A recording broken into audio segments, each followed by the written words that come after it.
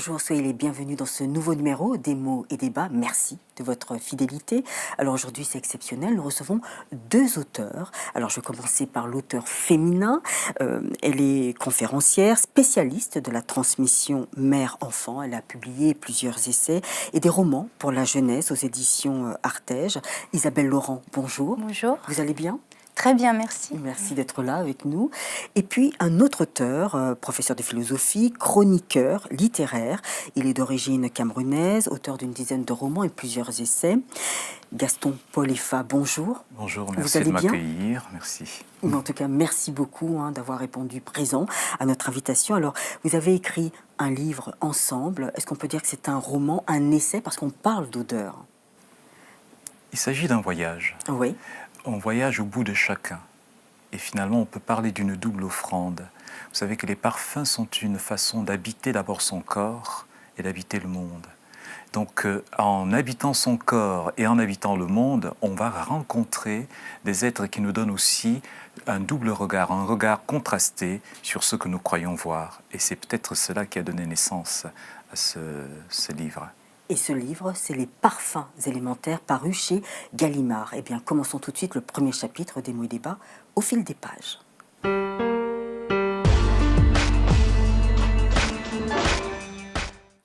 Isabelle Laurent, Gaston Polefa, c'est un livre, Les parfums élémentaires, que vous avez écrit ensemble. Alors tout d'abord, comment s'est organisée justement cette écriture?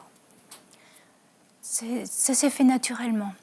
Moi, j'ai lu tous les livres de Gaston Paul et il a une manière d'écrire qui nous fait voyager. Et un parfum, pour en sentir toute sa substantifique moelle, on a besoin de toute la respiration. Il y a l'inspire et il y a l'expire. Et je dirais que Gaston Paul, c'est l'inspire. Quand il nous décrit un parfum, on voyage avec lui, on sent, on ressent les choses. Il a une façon de décrire qui nous prend au cœur et au corps. On sent le parfum. Moi, je suis plus dans l'expire, c'est-à-dire une fois que le parfum est monté, qu'est-ce qu'il fait de moi? Comment il me transforme? Qu'est-ce qu'il m'apprend de la vie? Et du coup, donc, c'était facile parce qu'on a chacun une partie de ce livre. On a donc séparé en chapitres. En chapitres. Donc, vous ne vous concertiez pas pour écrire ensemble. Moi, j'écris ce chapitre, toi, tu écris sur quoi? Non. Vous étiez chacun chez vous pour écrire chacun des chapitres. Très librement. Oui. Et comment faire pour savoir si ce chapitre plaisait? Est-ce que Gaston Polefa jugeait, enfin entre guillemets, votre travail, ou Isabelle Laurent, est-ce que vous aviez un avis sur l'écriture, le travail de Gaston Polefa? Il ne s'agissait pas du tout de jugement.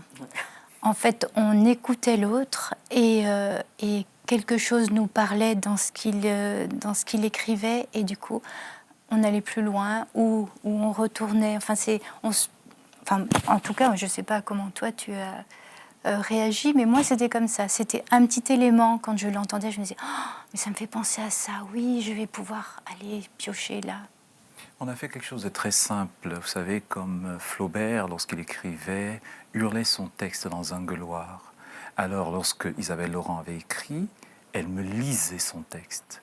Et lorsqu'on écoute le texte de l'autre, on est forcé de se disposer d'abord à l'écouter. C'est-à-dire de se défaire de tout ce que nous portons déjà en nous, de fardeau du jour, des œuvres, etc. On se dispose à écouter. Et dans cette écoute, quelque chose s'éveille ou non en l'autre. Ce n'est pas tout le texte qui va nous concerner, mais quelques éléments du voyage qui vont nous concerner et qui vont déclencher, parfois consciemment, parfois inconsciemment, des motifs d'écriture pour poursuivre le voyage. Alors ce voyage, justement, comme vous le dites, c'est un voyage à travers mille et une odeurs, surtout des odeurs lorsque vous étiez enfant, adolescent. Et je vais commencer par Isabelle Laurent. Vous, c'est les premières pages, on sent que c'est la nature, l'odeur du bois, de la forêt, mais aussi du purin, du fumier, de la terre. Ce sont plutôt des odeurs désagréables. Désagréable pour quelqu'un qui ne vit pas à la campagne. Je suis née à la campagne et donc depuis le début, je suis dans ces odeurs brutes. Oui, on peut dire des odeurs brutes. Oui. Mais comme vous dites, des parfums primitifs. Voilà, qui peuvent être violents et doux parce qu'il y a les fleurs, il y a un éventail incroyable d'odeurs dans la nature. Oui. Mais c'est vrai que je pense que je suis plus sensibilisée parce que l'odorat, en fait, se crée dans les 5 premières années de l'enfance. Un enfant, quand il naît, c'est l'odorat le plus développé. Et si on ne le, si on le laisse, si on ne le développe pas, au bout de 5 ans, il va s'amenuiser. Oui. Et quand on est au milieu de toutes ces odeurs, ben forcément, on ne les sent plus d'ailleurs. Et vous, Gaston Polefa, dès les premiers chapitres, c'est marrant parce que c'est plutôt cette odeur de cuisine. Donc vous parlez de cette négresse qui est cuisinière et qui, la façon de préparer les plats. Donc tout cela vous remémore de bons souvenirs. Oui, le parfum ou l'odeur nous tourne d'abord vers le passé et je pense aussi c'est un état d'esprit. Ce que vous éprouvez, ce que vous aimez aujourd'hui, parce que vous êtes amoureux, lorsque vous ne l'êtes plus, vous ne l'aimez plus. Et je vais vous dire que si j'avais un conseil à vous donner, tant que votre corps répondant aime votre odeur, il va la spiritualiser, elle devient un parfum. Mais le jour où il l'aime moins, ce parfum est une odeur, c'est-à-dire il ne la supporte plus. Et ça, c'est le critère pour savoir si on est en harmonie avec le monde, avec soi ou avec les autres. Tant que l'odeur reste une odeur, c'est que vous êtes en désaccord. Lorsque l'odeur devient un parfum, c'est-à-dire même dans le purin, il y a quelque chose de doux, quelque chose d'agréable, Oui. si vous êtes déjà en accord avec vous-même. Oui. Vous voyez, ça vous révèle simplement l'état de votre esprit au moment où vous respirez le parfum. Et d'ailleurs, vous dites, votre grand-père disait que une odeur a une âme, un corps, un esprit, quoi. C'est L'odeur est physique. physique, l'odeur est totalement physique. Et j'allais dire que le parfum n'est qu'une spiritualisation de l'odeur. Vous voyez, lorsque vous êtes allé au-delà de l'odeur, c'est-à-dire d'abord au-delà de vous-même, l'odeur devient un parfum, quelque chose de subtil, comme on dit dans la Kabbale. Alors, en parlant d'odeur, il y avait aussi, en tant qu'enfant, Isabelle Laurent, je crois que c'est votre tante ou votre oncle, ils avaient une exploitation agricole, c'est bien ça, et donc ils gardaient dans des sortes de fûts des alcools, alors des eaux de vie, c'est ça. Et bon, c'était des noms, c'est ça, la 58, la 76, enfin. C'était les noms des années. Des années, Des années, d'accord. oui. Et donc, vous, enfant, cette évaporation, cette émanation d'alcool, c'est aussi des moments agréables, en fin de compte, de votre jeunesse, de votre Alors, enfance. Agréable, je ne dirais pas, parce que ces odeurs-là, moi, je ne vois pas d'alcool, justement. Alors, Ouais. je me demande si ça ne vient pas de là. C'était une maison à 2 étages, et c'était l'étage où on n'avait pas le droit, nous, enfants, de pénétrer dans les pièces. Et donc, il y avait la pièce où il faisait l'eau de vie, la poire, la cerise, et puis Et donc, il y avait ces émanations qui passaient quand même sous les portes, et on allait... Enfin, moi, c'est une odeur qui, pour moi, était suffocante et qui m'angoissait quelque part. Donc ce ne sont pas que des odeurs de bons souvenirs. Et vous, Gaston Polefa, j'étais assez surprise qu'il y ait cette odeur, à un moment, d'écurie. Vous parlez de chevaux. Et moi, je pensais que c'était Isabelle Laurent. Parce que pour moi, c'était la campagne. Et à un moment, vous faites référence à Douala. Je dis, ah bon, donc c'est Gaston Polefa. Ça a été très difficile pour moi, en fin de compte, de savoir qui écrit quoi, en fin de compte. Et donc, je me référais à l'orthographe. S'il y avait un E au passé composé, donc je savais que c'était Isabelle Laurent, puisque c'était féminin. Et lorsqu'il n'y avait pas de E, de féminin, je savais que c'était Gaston Polefa qui écrivait. C'est la conséquence de l'oralisation ou de l'oralité. Lorsque on écrit, on est obligé de vocaliser les choses. Et lorsqu'on les lit à haute voix, on ne sait plus. Parce que l'odeur, vous savez, n'est pas une question de sexe, une question de race, de couleur, etc. L'odeur est ce qu'il y a de plus universel, et peut-être aussi singulier, mais d'abord universel. On n'a qu'un être humain qui sent ou qui ne sent pas, qui sent plus ou qui sent moins.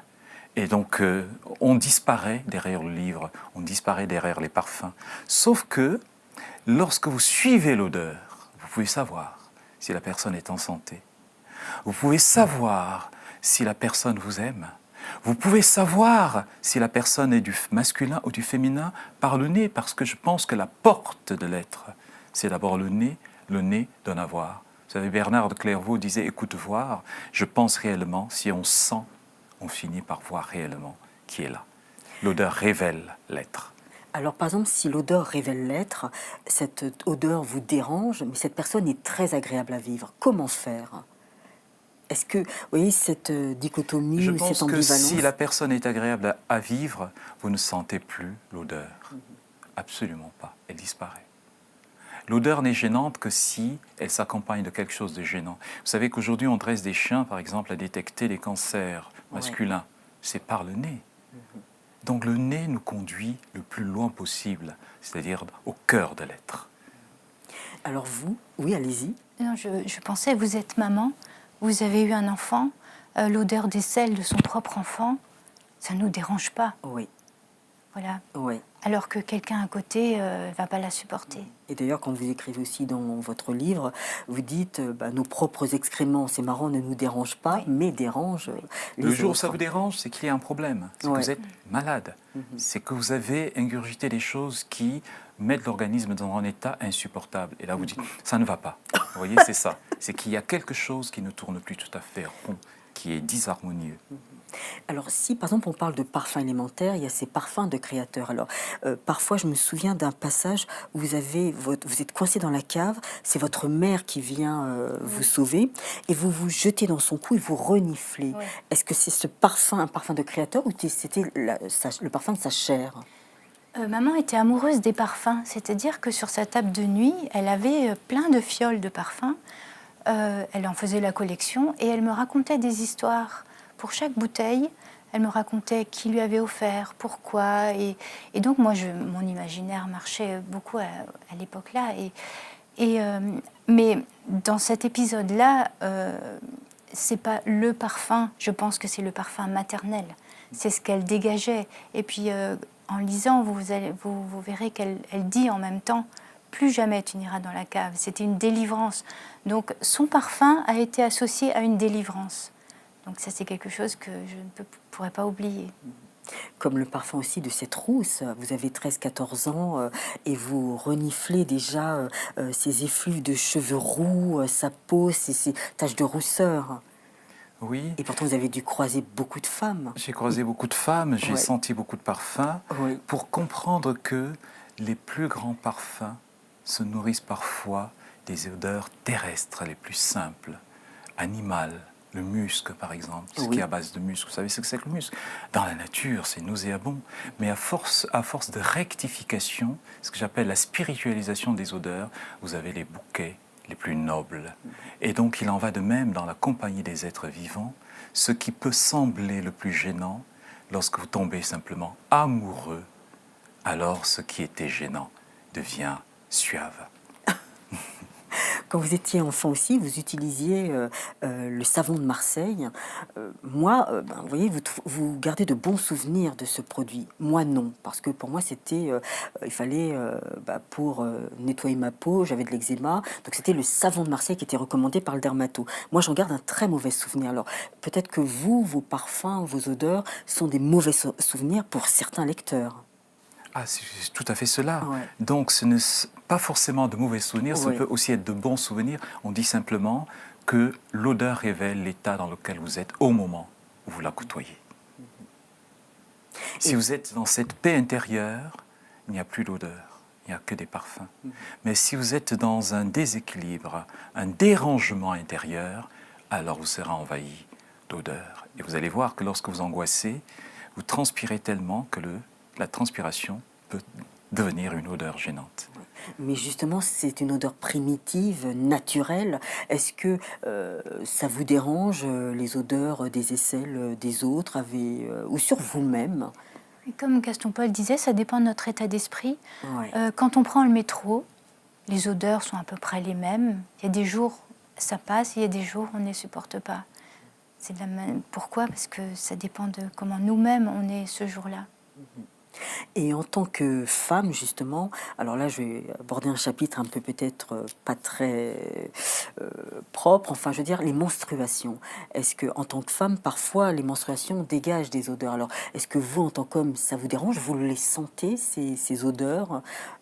Ou alors, vous-même, est-ce que ça vous incommode? Vous supportez? Vous acceptez?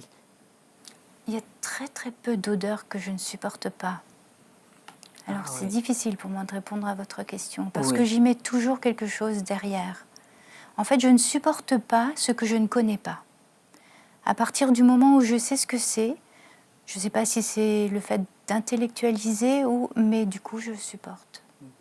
On apprend à habiter les odeurs comme on apprend à habiter son corps et le monde. Et les odeurs font partie de ce monde. Et nous sommes, par notre corps, appelés à vivre les odeurs.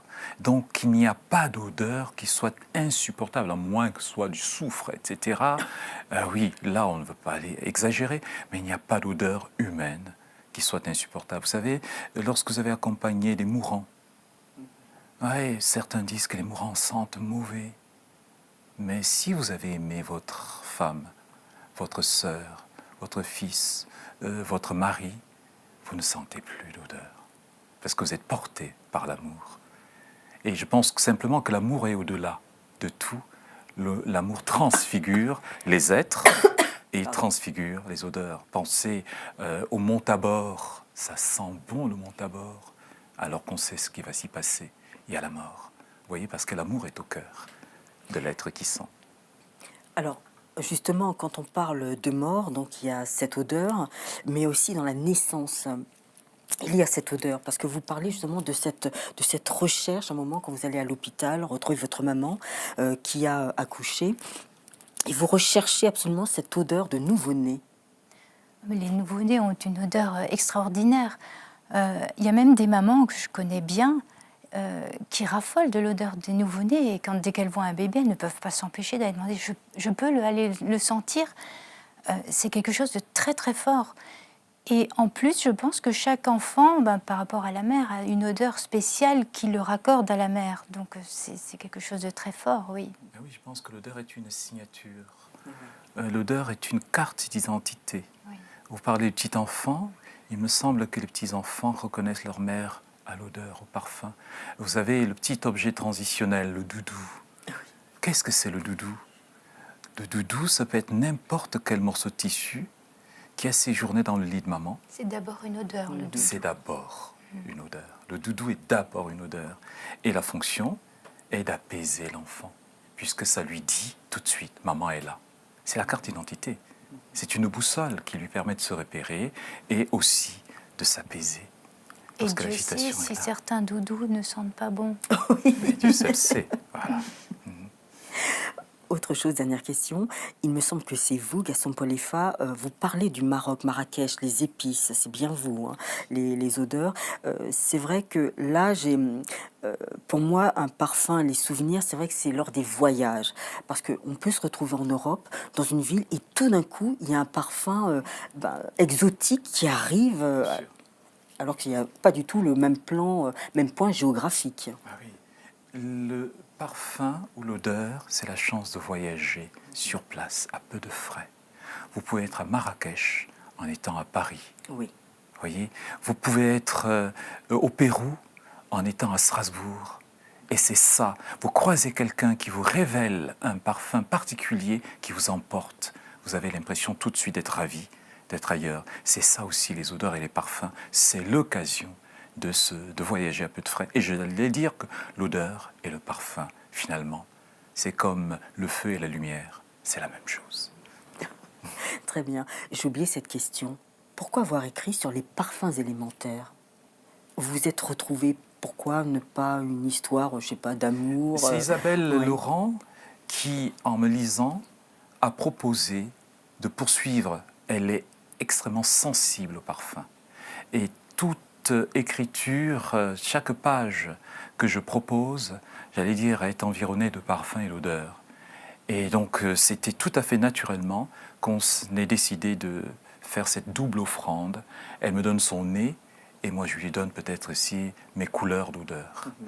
Super, ben merci beaucoup Isabelle Laurent, Gaston Polefa, merci beaucoup d'être venu dans cette émission pour nous parler de votre ouvrage, Les parfums élémentaires chez Gallimard. Nous allons passer tout de suite à Carte sur table.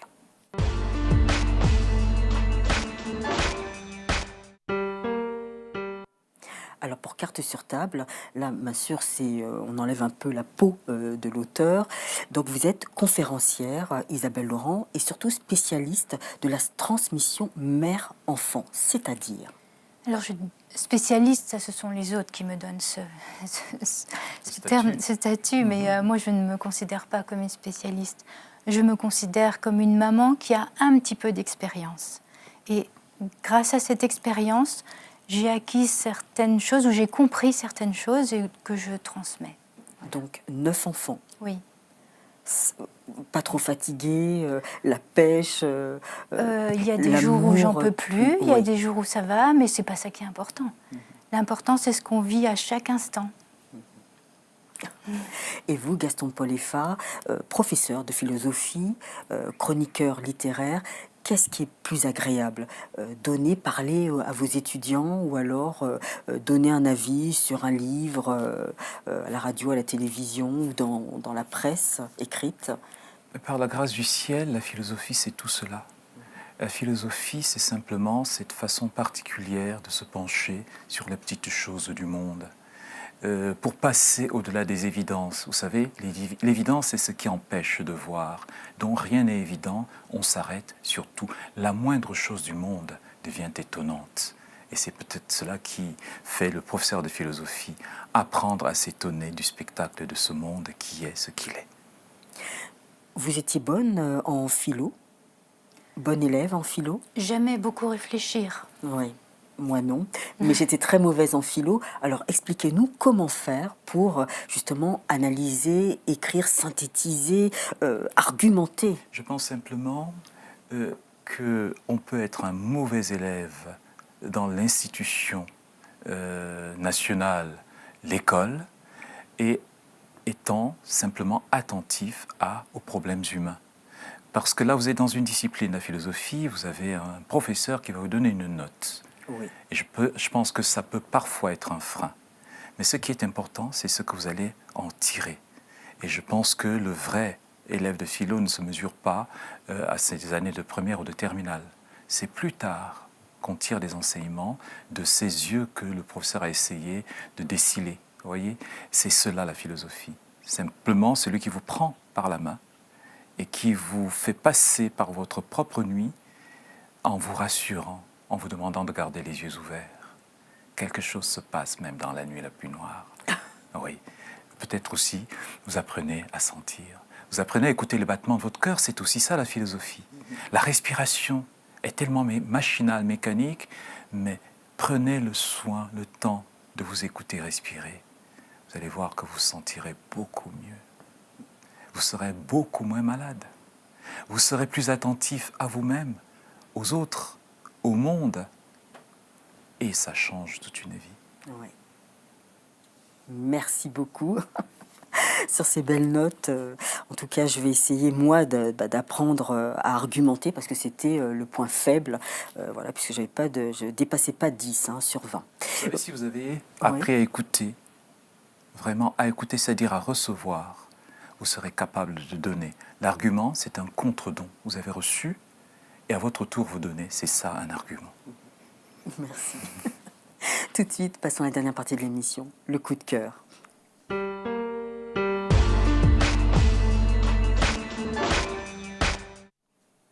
Pour le coup de cœur, alors bien sûr, je commence toujours par les dames. Isabelle Laurent, quel est votre coup de cœur pour cette dernière partie d'émission? C'est un livre de Giono, L'homme qui plantait des arbres.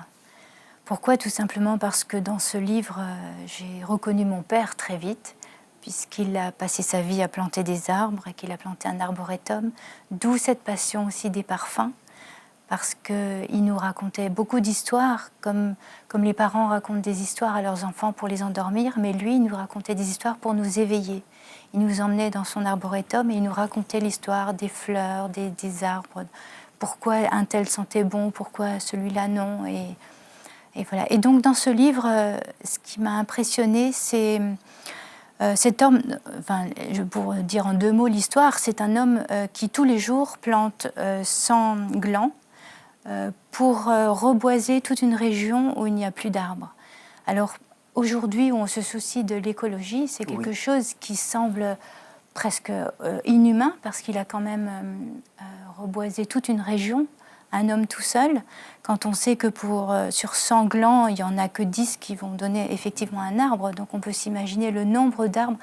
En fait, il a passé 30 ans, c'était pas son terrain, c'était un terrain comme ça, à agir pour l'écologie sans même le savoir. Mais c'est un livre qui me montre que chacun à sa manière, à une petite échelle, on peut vraiment faire beaucoup. Et vous, Gaston-Paul Effa, votre livre coup de cœur? Madame Bovary, Oui. Flaubert. Vous savez, j'étais un enfant dyslexique. Longtemps, jusqu'à l'âge de 7 ans, j'étais dyslexique. Et j'ai eu la chance d'avoir des sœurs patientes qui prenaient le temps de me lire les livres. Et le premier livre qu'on m'a lu, c'était Madame Bovary. Waouh, mais à 7 ans, c'est compliqué. Et oui, justement, c'est compliqué. Je ne l'avais peut-être même pas compris. Au bout de 2 mois de lecture, on arrive à la fin et je me tourne vers Marie-France et je lui dis « Ma sœur, lorsque je serai grand, je vais épouser Emma. » Je vois ses cheveux se dresser, elle devient rouge écarlate et me dit « En fait, tout ça c'est en pure perte, tu n'as rien compris au livre, parce qu'à la fin elle s'est suicidée. Et de 2, tu n'as pas compris qu'il se sera prêtre, que tu n'auras jamais de femme. Je recommence la lecture. » Donc j'ai dû encore subir pendant quelques mois la lecture de Madame Bovary. Et toujours, à la fin, je ne lui ai pas dit que j'épouserais Emma. Je l'ai gardé pour moi. Je pense véritablement que la prouesse de Flaubert, c'est de nous donner une femme médiocre comme Emma. D'ailleurs, il fait la même chose avec Bouvard et Pécuchet. C'est la femme la plus médiocre qui soit. Mais l'auteur a réussi par l'écriture à nous redessiner, à réinventer le corps et l'âme d'Emma, telle enseigne qu'on ne peut qu'aimer Emma Bovary. Et je pense véritablement que l'auteur doit, pour être véritablement auteur, c'est-à-dire celui qui fait grandir les autres, être attentif aux choses les plus simples. Parce que ce n'est pas la plus grande histoire qui fait un beau livre, c'est le petit détail de la vie. C'est l'histoire la plus anodine. Le grand homme, ce n'est pas celui qui a fait des merveilles dans son existence, c'est souvent celui qui a planté de tout petits arbres. Ce n'est que plus tard qu'on se rend compte que l'essentiel était dans les petits glands enfouis au sol. Donc aussi, j'apprends qu'il faut lire des livres, parce que les livres transforment ceux qui les lisent, et ça aussi, c'est la leçon d'Emma. Très bien.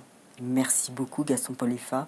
Merci à vous Isabelle Laurent d'avoir présenté vos coups de cœur et puis aussi cette nouvelle parution, Les parfums élémentaires, paru chez Gallimard. Merci beaucoup à vous deux. Merci Patricia Merci. de votre accueil. Et quant à vous mes chers complices, on se retrouve la semaine prochaine avec un autre auteur bourré de talent. Et oui, comme d'habitude, merci de votre fidélité si précieuse. Au revoir et à bientôt.